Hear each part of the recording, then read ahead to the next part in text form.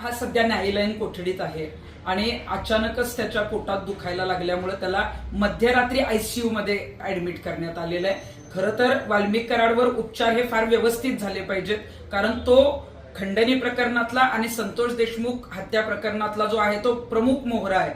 परंतु अशी एक सामाजिक कार्यकर्ती आणि एक या राज्याची नागरिक म्हणून भीती अशी वाटतीये की वैद्यकीय कारणास्तव वाल्मिक कराडला मारून तर टाकणार नाहीत ना.